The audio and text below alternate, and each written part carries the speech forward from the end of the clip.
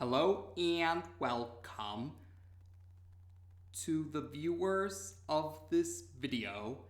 This is the Orange Fan here, bringing you another entry for the episode Recap and Thoughts category. This video will be dedicated to the FUNimation dub of episode 83 of Dragonball Super. We begin this episode at Capsule Corporation, where we see that Chi-Chi has arrived and she's prepared a feast to celebrate the upcoming birth of the youngest offspring of Vegeta and Bulma. Chi-Chi is currently on the balcony right now and she's singing a baby song when Goku, Gohan, Hercule, Boo, Shin, Old Kai, Beerus, and Whis arrive. Chi-Chi is happy to see that Goku, and several other characters for that matter, have arrived when they did, and she's hoping that they can eat some of the food before it becomes cold, because it looks like it's going to take a bit more time before Bulma gives birth. And Goku is more than happy to eat some food naturally. So the next scene takes us to Vegeta, yes. Vegeta is standing by the doorway of the training room, and inside the training room we see Bulma and the Pilaf gang are sitting on medicine balls and doing some stretching exercises. They're also singing the same baby song that Chi-Chi was singing earlier in the episode. Bulma apologizes to Vegeta for using the training room right now, and Vegeta grumbles about how he's not going to be able to get any training in at this rate. But he also questions if it's a good idea for Bulma to move around so much while she's pregnant. That's when Goten and Trunks arrive, and they assure Vegeta that, according to Mai, these stretching exercises are supposed to provide an easier birth. The boys also figure that Vegeta is probably looking forward to the birth of his and Bulma's youngest offspring. But Vegeta starts to walk down the hallway, saying that the only reason he's still here is because Bulma told him to be here. And he says he's going to go find a nearby location to train at. Goten and Trunks want to join him on this training, but Vegeta reminds Trunks that Trunks is supposed to prepare the baby crib. So Trunks goes off to do that, and Goten goes with Trunks to help him out. After the boys leave, Vegeta continues to walk down the hallway, and he's considering names for the baby. He's determined to find a Saiyan name for the baby. Back on the balcony, Chi-Chi inquires Gohan about why he's wearing a gi that resembles his father's gi, and Gohan brings up how Videl thought it would be a good idea for Goku and Gohan to spend some father-son quality time together. Beerus, Whis, and Old Kai are shown joining Goku in eating some of the food, but Shin thinks that now isn't really the time for eating. They should try and figure out the other fighters for the Universe 7 team roster for the Tournament of Power. Hercule also agrees with Shin that now isn't the best time for eating. And Gohan, though, yes, Gohan is open to suggesting potential roster members. So Gohan and Shin get started.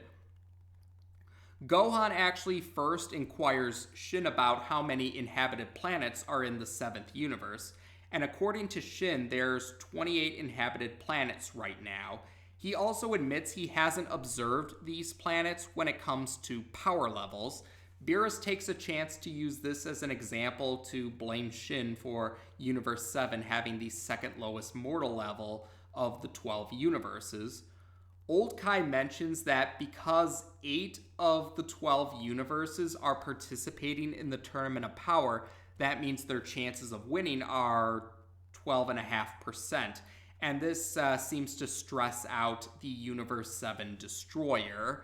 But Goku tries to assure Beerus that all they have to do is win, and Goku can't help but express his excitement over fighting strong opponents from other universes. Whis mentions that because they don't know about these other planets right now, and because they're pressed for time, they should concentrate on thinking of fighters from Earth. So Gohan starts by mentioning, besides the 3 who participated in the Zeno Expo, Goku, Gohan, and Buu, they should also have Vegeta join the Tournament of Power. Goku, yes. Goku brings up Manaka, who participated in the Tournament of Destroyers. But because Beerus still doesn't want Goku to know the truth about Manaka, the fact that Manaka is actually a weakling and a motivational lie for Goku, Beerus claims that Manaka is ill right now, and he says that he contacted Manaka while Goku wasn't around. So Gohan suggests Piccolo and Krillin as other members of the roster, but Hercule brings up how Krillin recently retired from the ways of fighting, or that Krillin has retired from the ways of fighting. Goku comes up with an idea, and Gohan seems to understand what he's thinking. So Goku and Gohan sit on the ground of the balcony, and they start to have an image battle. Shin explains to the confused Hercule that an image battle is essentially fighting in their minds. So in this image battle, Goku and Gohan are visualizing Krillin fighting Basil, the youngest brother of the Trio of Danger from Universe 9.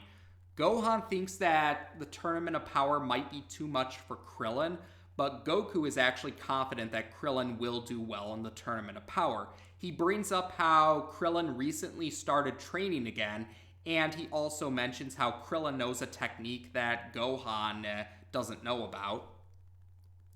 Shin suggests Goten and Trunks as roster members because of their great potential, but Goku doesn't think that's a good idea because the boys, he essentially describes the boys as being too inexperienced and too predictable.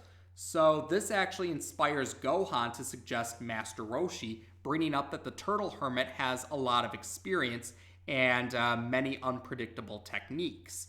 And Goku seems to like Gohan's suggestion for the Turtle Hermit, Master Roshi. Hercule voices a vote for Android 18 as a potential member for the Universe 7 team. And this inspires Gohan to also consider Android 17, Android 18's twin brother. And Gohan figures that Android 18 probably knows where Android 17 is right now. Shin questions if the android twins will be eligible for the tournament because he thinks they're robots. But Gohan clarifies that the twins are humans that were given cybernetic enhancements on a cellular level, so he thinks that they'll be eligible for the tournament. Beerus' response to hearing this, he's going to pretend he didn't hear it. So 9 of the 10 fighters for the Universe 7 team have been thought of right now, and Whis says because they only need to think of one more member of the team, and because they still do have some time, they don't need to rush an answer right this second. And Shin says he's going to take the chance to go to the other planets to see if there are any other potential mortals. So Shin uses the Kai Kai ability to check out these other planets, and Goku considers going to see Korin for sensu beans, but Whis thinks that the sensu beans would count as cheating because of their ability to heal. And Beerus suggests that they just eat the sensu beans in secret, but Whis says that they'll be disqualified or eliminated if they're caught eating the sensu beans and thinks that it's too risky. Vegeta then arrives on the balcony, and he seems to have settled on Echelot as a potential name for the baby. Goku and Gohan are quick to tell Vegeta about the Tournament of Power, and Whis mentions that it starts in less than 2 days. Vegeta does seem to like the sound of the tournament, but he declines because he's not sure if the baby will be born by the time the tournament starts. And he's also suspicious that Goku wants him to participate in the tournament. Yeah, I'm paraphrasing, but Vegeta says something along the lines of, "Why would you want me to join the tournament, Kakarot, when that means that you could have 70 opponents to fight without me being there as well?" Goku is about to admit to Vegeta what the stakes of losing the Tournament of Power are, but Beerus interrupts Goku and just orders Vegeta to participate. But Vegeta responds he's not changing his mind, and if they want him to participate, they'll have to convince Bulma. So Whis decides he'll do what it takes. So Whis goes off to see Bulma, who's in a room with Chi-Chi and the Pilaf gang right now. Goku, Vegeta, Gohan, and Hercule follow Whis, and they stay by the doorway when Whis enters the room. Using his powers, Whis actually delivers the baby. The baby's all wrapped up in a blanket, and he comments that Vegeta is now free to participate in the Tournament of Power. Bulma thanks Whis and says that she might consider his help again in the future. This leads to Hercule commenting about if they'll still be around in the future. But Gohan is quick to keep his father-in-law from saying too much else and pointing out that in a subtle manner, he tries to point out how they don't want anyone else to know what's at stake for losing the tournament. So Goku, Gohan, Hercule, Chi-Chi, and Bulma all head out to the balcony. And Vegeta comes out to the balcony as well, but he's standing a bit of a distance away from everyone else who's gathered around a table. Bulma's parents are there too, yes. Bulma wants to introduce her parents to her and Vegeta's youngest child, her parents' grandchild. So Bulma's parents take turns holding the baby, and Hercule takes a turn as well. But the baby starts to cry when Hercule holds her, and Vegeta transforms into Super Saiyan Blue in response to this. Beerus is continuing to eat. He comments about how this might be his last supper. He actually says that in the Funimation dub anyway. And so while he's eating, Yamcha arrives, figuring that the baby has been born by now, and he arrives just as Goku is taking his turn holding the baby. Yamcha takes a turn holding the baby, and the baby cries when Yamcha holds the baby. Vegeta, like he did with Hercule, powers up to Super Saiyan Blue when he hears the baby crying.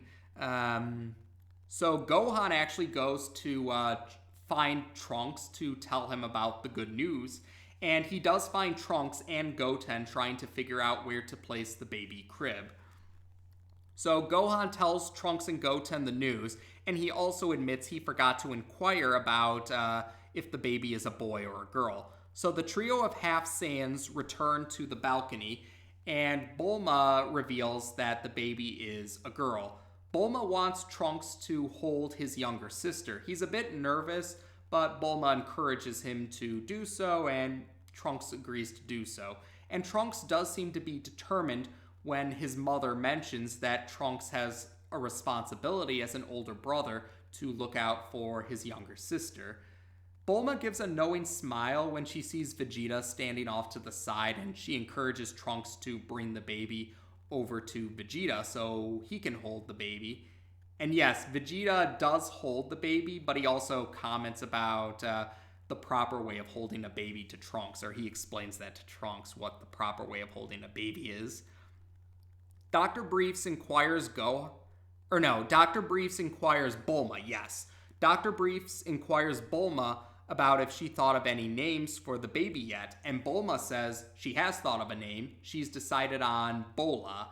Vegeta is surprised by this, and I'm paraphrasing, but he says along the lines of, "But I was thinking of a suitable Saiyan name for the baby."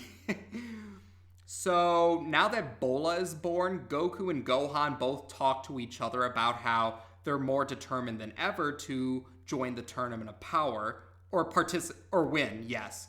Bola's birth encourages Goku and Gohan's determination to win the Tournament of Power. And Goku says he's gonna go see Krillin and Android 18 right now. Gohan tells his dad that he'll catch up in a little while. And Yamcha overheard Goku and Gohan talking about the Tournament of Power, so he inquires Gohan about it. Gohan explains the Tournament of Power, but he doesn't mention what's at stake for losing the tournament. And Yamcha thinks to himself in his head that he might get an invitation to join the Universe 7 team as well.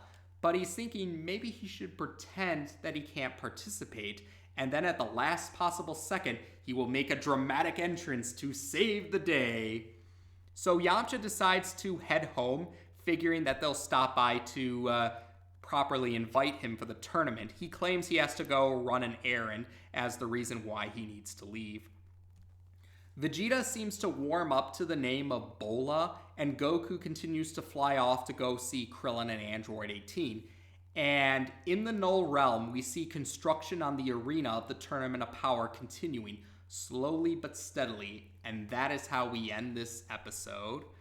So, there you go. This starts the, because of the way, going by the way that I categorize the storylines of the Dragon Ball franchise on this channel, this would be the start of the second sub-saga of the Tournament of Power saga, or the Universe Survival saga, as it's also known as. The first sub-saga for the saga was the Zeno Expo sub-saga, so this is the recruitment sub-saga. And they're already off to a good start. They've already thought of 9 of the 10 fighters to participate in the tournament for Universe 7. And the opening theme song, a montage at the end of the first episode of the Universe Survival Saga, and provide clues on who the participating fighters will be. Oh, and if you read up on the, if you've watched the sub version for future episodes, if you've read the manga, or manga if you prefer, I'm not a stickler over pronunciation, or if you just read up on what happens in the future, then you'd also know who participates in the tournament.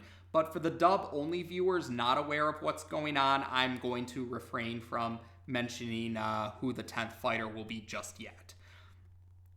And yes, although they've thought of who they want to join the team, it's really more a matter of how they're going to convince these fighters to participate in the Tournament of Power. Especially because Gohan and Beerus in particular don't want others to know the stakes for losing the Tournament of Power. So yes, it's a matter of how are they going to recruit them? What will they do to convince them? That's what the recruitment sub-saga is all about. And yes, Vegeta has now officially joined the team because Bola is born. And while I'm on the topic of Bola, I might as well bring this up right now. I'm going to go on a little tangent about translations, just to clarify some things for some fans. And yes, this goes along with something I've been saying for some time now about how language isn't so black and white. There are shades of gray when it comes to language and translations. Now, yes, in the Funimation dub, Vegeta and Bulma's daughter, Trunks' younger sister, is called Bola. And I've noticed that some fans really seem to take issue with the Funimation dub calling the character Bola. And I find this very curious. But now to clarify for any fans who might not know, Bola actually is a valid translation for the character's name. It's just a more literal translation for the character's name, but still valid. And usually when I hear people say they don't like calling the character Bola, their usual reason is because the pun is lost. Or, yeah, the pun of the character's name is lost if you call her Bola. And they also say that by that logic, we should be calling her brother Trunkasu rather than Trunks. Having said that, though, I think it's fair to point out that going by that same logic, it wouldn't make sense to call her mother Bulma, because Bulma, like Bola, is a valid but literal translation of the character's name. So yes, Bulma is a literal translation of the character's name that isn't an obvious reference to the pun of the character's name, but it's still a valid translation. So yes, that's what I find curious. I find it curious why some fans take issue with calling the daughter Bola because the pun is lost if you call the character Bola, but don't seem to have any problems with calling the mother Bulma, even though the pun is lost if you call the mother Bulma. So yeah, it seems strange to me why some fans, yes, I find it strange why some fans have issue with Bola, but not with Bulma, even though they're both valid translations for the characters' names. They're just more literal translations. It seems Yeah, the pun's already lost with Bulma, so why is it such an issue for Bola but not an issue for Bulma?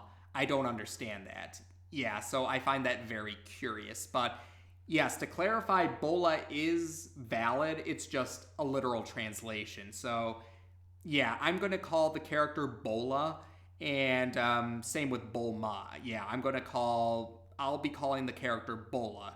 It's alright if you don't want to use Bola, but again, yeah, that's what I'll be calling the character on this channel. And like I said, I don't see the problem with Bola, because Bola's really no different from Bulma. That's how I view the name anyway. And continuing with this talk about translations, I might as well bring this up now because the episode actually did touch up on this. But the twins, Android 17 and Android 18.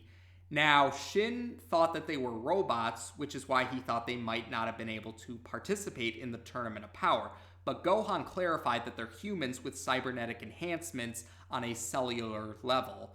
So so Android 17 and Android 18 are actually cyborgs, and I've noticed some fans seem to take issue with them being called Android, saying how Android is a misnomer because they're actually cyborgs. But I should clarify, Android actually is a valid translation for what they're called in the subversion. The subversion refers to them as Jinzo Ningen, and yes, Android is a valid translation for Jinzo Ningen. The more literal translation would be artificial human, and I've noticed some people, or yeah, at least in some cases, I've noticed some fans insist on using artificial human but take issue with Android, even though in reality, artificial human would be just as much of a misnomer as Android is, because artificial humans aren't cyborgs. And yeah, 17 and 18 are cyborgs. So again, I find that confusing why some fans take issue with Android but not artificial human, even though they both more or less could be seen as synonyms. Like, they're both considered misnomers. So having said that though, the reason why they went with Android, it's best to view Android, artificial human, or Jinzo Ningen as an umbrella term, essentially. And I think it was done for the sake of keeping the numbering system consistent, because we've met Android 16, Android 17, Android 18, Android 19, and Dr. Gero became Android 20. Oh, and some of the Movie 7, Dragon Ball Z Movie 7, also featured Android 13, Android 14, and Android 15. So yeah, it seems safe to say that the term was used to keep the numbering system consistent, because it wouldn't make a whole lot of sense to say Android 16, Cyborg 17, Cyborg 18, Android 19, robot body with a brain in a jar 20. Or yeah, I've seen some people think Gero could count as a cyborg too, because he was originally an organic being, even though in his case, he's just a brain in a jar in a robot body. But while I'm thinking about Dr. Gero, he's actually in a similar position as a character from Teenage Mutant Ninja Turtles, the Fugitoid. Fugitoid is a contraction for fugitive android, and Fugitoid is a character with a brain in a jar in a robot body. So one could argue android being a misnomer as well by that same thing. But again, android is more like an umbrella term. Same with artificial human and Jinzo Ningen, because they all translate. Or yes, android and artificial human both are valid translations for Jinzo Ningen. But yes, I think it's safe to say android is more like an umbrella term. So that's more like, that's how it should be thought of. Like, yeah, 17 and 18 are cyborgs, but android is just the umbrella term for the sake of keeping the numbering system consistent. And at least the Funimation dub does make a point to still distinguish 17 and 18 from 16. Like, they described Android 16 as being a purely mechanical model, while describing Android 17 and Android 18 as organic-based models. So they still do recognize the difference, but they also, again, treat Android like an umbrella term. So again, that was kind of a tangent on language and translation, but I felt now was a good time as any because of those particular details brought up in this episode. So now that we've talked about all of that, the other details are most of the members for the Universe 7 team have been thought of for the Tournament of Power. And the detail with Master Roshi being decided as a potential member, but not Goten and Trunks, brings to mind some tropes that could be seen as like sibling tropes: weak but skilled and unskilled but strong. Master Roshi would represent weak but skilled, while Goten and Trunks represent unskilled but strong. And it also does bring up how, even though the tournament is called the Tournament of Power, it does involve more than just power. There's also skill, strategy, and other similar qualities besides just brute strength. So yeah, I thought it was pretty cool that they considered Master Roshi. It'll give him a chance to shine. The Tournament of Power does seem like it will be a great chance to let some characters get a chance to shine, especially because there are fans that don't really like how the non-Saiyan characters kind of got put on the back burner. So I'm sure many fans will be looking forward to having them back. And Android 17 making a return is especially nice because his last major role was back in the Cell Saga when he fought Piccolo just before he got absorbed by Cell and Cell achieved his semi-perfect form. So it'll definitely be nice to see Android 17 back in the action. And as Gohan pointed out, Android 18 is likely to know where Android 17 is right now. Now, another detail I've noticed is the number of inhabited planets in Universe 7. There's 28 inhabited planets. And I remember that this caused a lot of frustration for, I do remember seeing some vocal amount of fans being frustrated by there being 28 inhabited planets in Universe 7. Some fans, though, speculate that this might have to do with the fact that Boo, Frieza and his army, and even Beerus, due to his petty reasons, were probably responsible for that. Some fans speculate that Boo's rampage from back when Boo initially fought the Supreme Kais and Frieza and his army probably are the reason for that number of planets. And the fact that Beerus is known to destroy planets for petty reasons, that probably didn't help their case either. So, yeah, that's the speculation I've seen some fans do to rationalize that. So, yeah, I can see that as being a reasonable explanation for that. And, of course, I thought I'd bring that up too. That seems to have brought up a lot of debate. Otherwise, this episode could also be seen as heartwarming because Vegeta. Yes, Vegeta was still intending to stay by Bulma's side until Bola was born, even though he was interested in participating in the Tournament of Power. Many thought that was heartwarming, especially considering how the Saiyan Prince was like when we first met him all the way back at the start of Dragon Ball Z.